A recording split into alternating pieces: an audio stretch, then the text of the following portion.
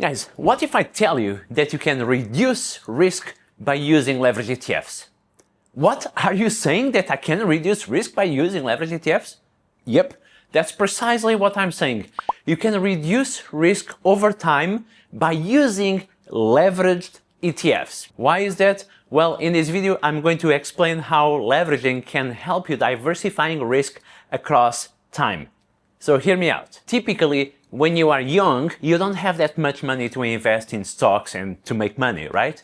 But later in life, you have much more money to invest and you have much more exposure in the market. So this basically means that when you are young, you have less market exposure and you are taking less risk. Although you should be able to take more risk when you are young. And later in life, when you are closer to retirement, is actually when you have more exposure in the market and when you take higher risk. But that should be when you are taking lower risk. So in this video, we are going to cover all this. This is a very exciting video in a rainy day in Hong Kong. Let's get into it.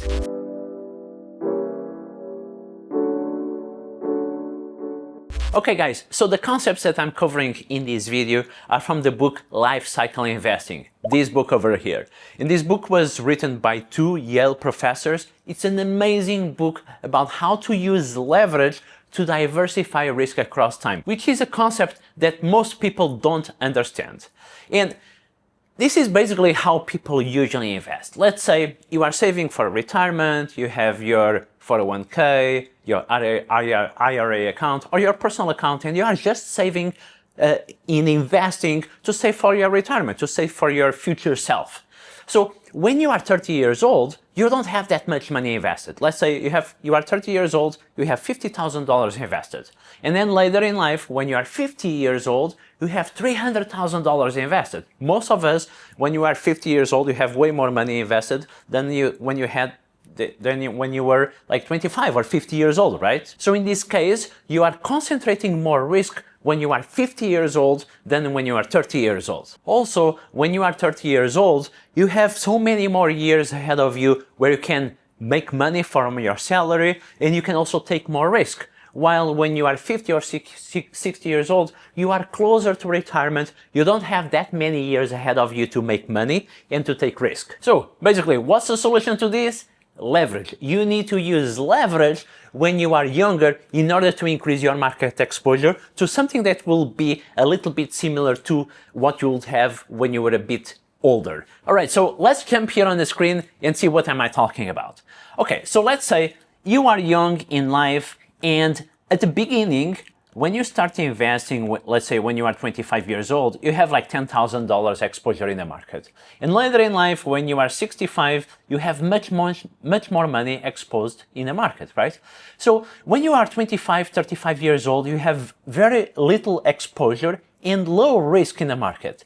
And later in life, 55, 65 years old, you have high exposure and high risk in the market. And this brings us to the high last decade risk. Last decade risk simply means that you are closer to retirement, and if there is a market crash during those last 10 years of exposure in the market, you might have way less retirement than you expected at the beginning.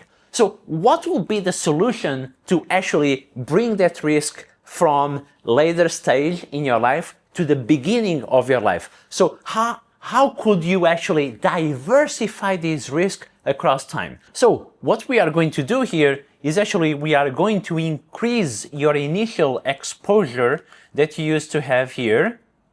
We are going to increase your exposure at the beginning of your life with leverage. And then at the same time, over the years, you can reduce leverage so that when you are 65 years old and close to your retirement, or whenever you retire, you will have less exposure in the market. But during the beginning of your life, 25, 35, even 45 years old, you can increase your leverage in order to bring the exposure that you'll have in the market at the age of 60 or 65 to the present moment, right? You don't need to do exactly this, but what the book teaches is that to diversify across time, it requires to invest far more in stocks when you are young.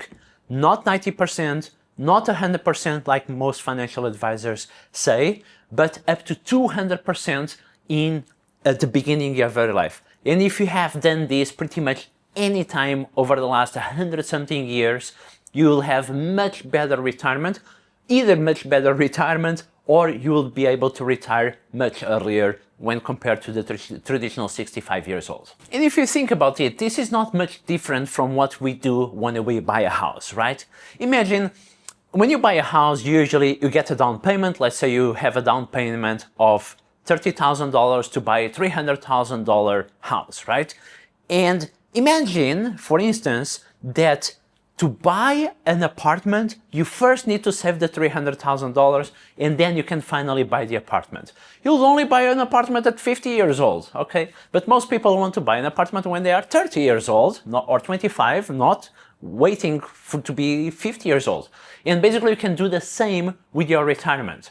You can borrow money or leverage or using leverage ETFs in order to bring your future retirement to the present moment and fast forward the compounding effect that will bring you more money and it will allow you to retire early. Let's jump here again on the computer so I can show you something. So imagine here the house example. You put down a down payment, $30,000, and you get the rest of the money from the bank to buy a house, right? So you are using leverage, in other words, to buy a house. People use leverage every day to buy houses, right? And to buy apartments, to buy property, but then they run away from leverage ETFs, which is totally irrational. Okay, but you buy a house, $300,000, and over time, while you pay your mortgage loan, while you pay back your loan, your leverage will be reduced over time, right? And then hopefully when you are 50, 60 years old, that house that you bought for $300,000 will be worth, I don't know, $500,000, $600,000.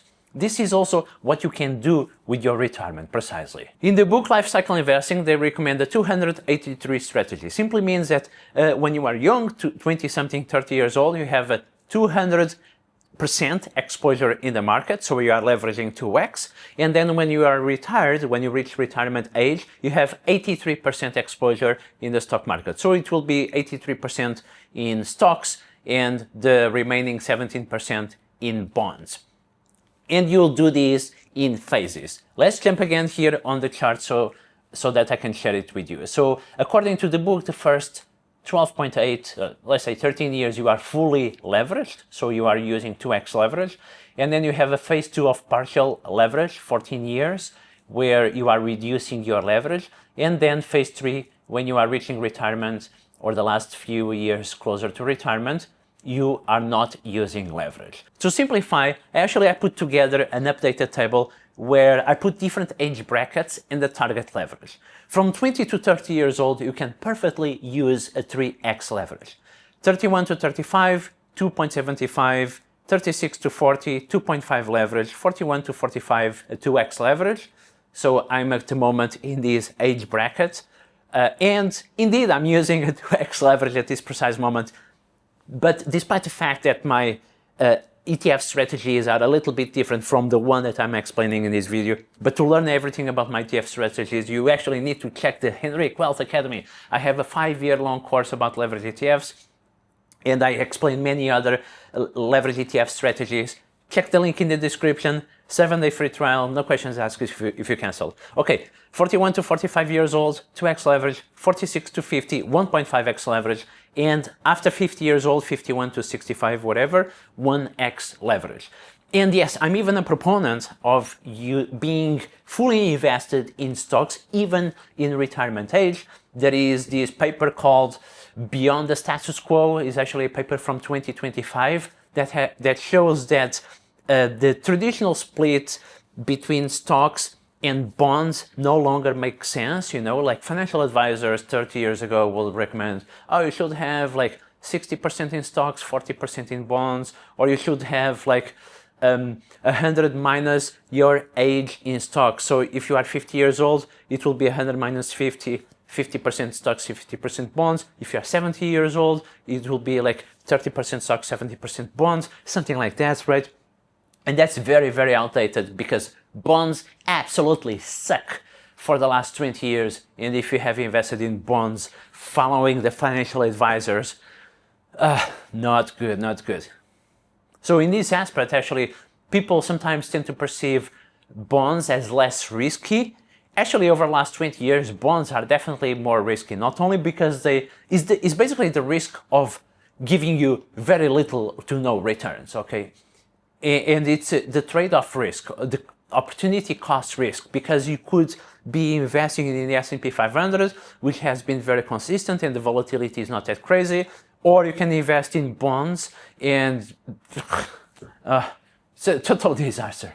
So when it comes to bringing the risk to the beginning of your life, you can do this by using leverage ETFs. So let's say if you have $50,000, you can invest, for example, in SSO, which is 2x S&P 500, or UPRO, which is 3x S&P 500. So UPRO will give you $150,000 exposure to the S&P 500 with only $50,000, right?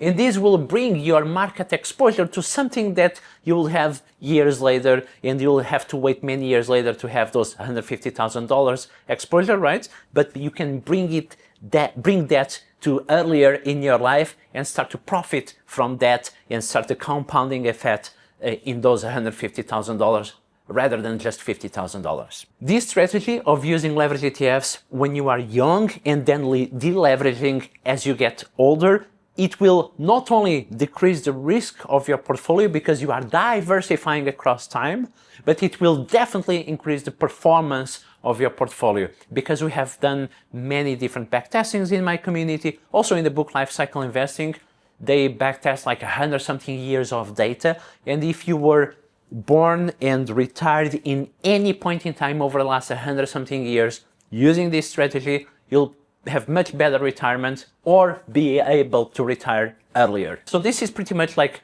buying a house with a mortgage loan when you are young, right? Why not finance your retirement the same way? So I highly recommend reading the book Lifecycle Investing and joining my community because we have daily discussions about leverage ETF strategy. But let's jump here again on my computer because I want to show you what will be the effects of using 1x, 2x, 3x leverage over a very prolonged period. All right, guys. So here we are looking at the backtest going from 1991 until now. So we have approximately 35 years of data, which is typically people work for around 30 to 40 years, right, until they retire. So 35 years, it will be a decent retirement saving for retirement periods. And we are comparing three different assets: SPY, S&P 500, normal, 1x leverage, SSO, the 2x leverage, and UPRO, which is a 3x leverage. And then the results are outstanding. Let me zoom in here. So this assumes that you are only dollar cost averaging $100 per month. $100 per month, that's it. Anyone can do this for 35 years, $100 per month. S&P 500, 35 years later, you will have $447,000, almost $500,000, not bad. But SSO, the 2x leverage, will give you $1,005,000, $1 million, more than 2x of just investing in the S&P 500, okay? And UPRO will give you $1.2 million. These are very good results by using leverage for a very, very prolonged period. Of course, in this simulation, I'm not considering the what I was just saying a few minutes ago of lowering leverage as you get closer to retirement, because this simulation tool doesn't allow me to do that, but I think you get the idea. I think you get the idea that you can use leverage for the very long term. There are many papers and books that test this, and in fact, in the book Lifecycle Investing, they recommend using the 2x leverage. It would have worked pretty much any point over the last 100 years to improve your retirement. Okay, guys. Now, one important thing.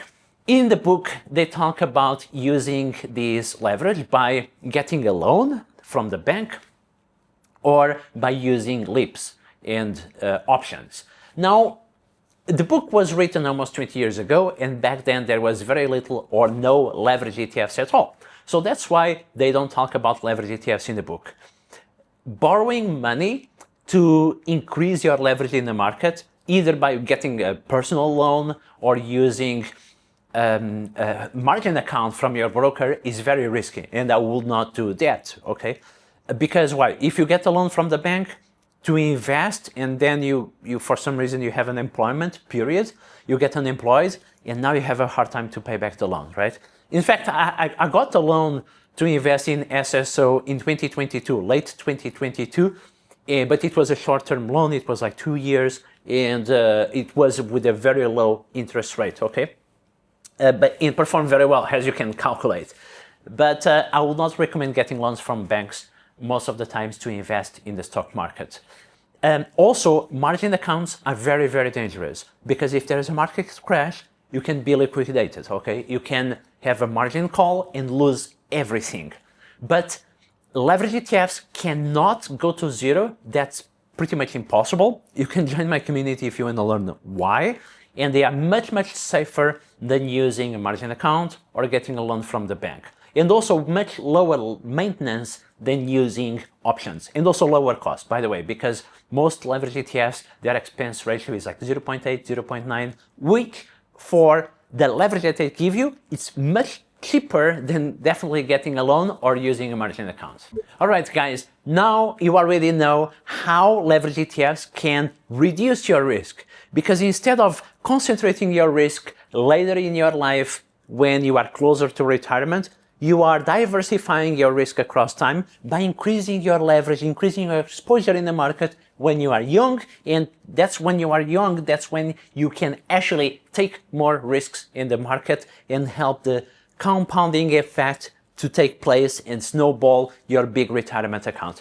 All right, guys, if you enjoyed this video, check the Henrique Wealth Academy. You can join and you have a 7-day free trial, you have a 5-hour long course about leverage ETFs. In the meantime, give it a like and subscribe to this video and turn on the notification bell, because all content I do is about building wealth and being a better investor for the long term.